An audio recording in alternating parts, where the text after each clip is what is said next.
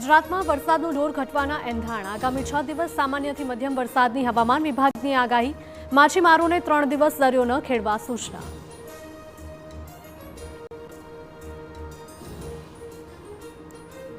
સાબરમતીના પાણીએ વેર્યો વિનાશ આણંદ અને ખેડાના અનેક ગામોમાં કેડસમા પાણી ખંભાત નજીક પૂરના પાણીમાં તણાઈ ઓરડી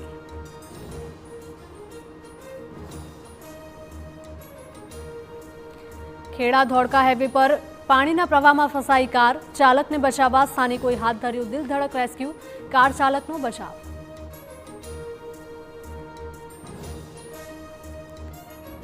સતત બીજા દિવસે ઉત્તર ગુજરાતમાં અનરાધાર વરસાદ બનાસકાંઠા અને પાટણમાં ભારે વરસાદથી સ્થિતિ વણસી અનેક ગામો જળબંબાકાર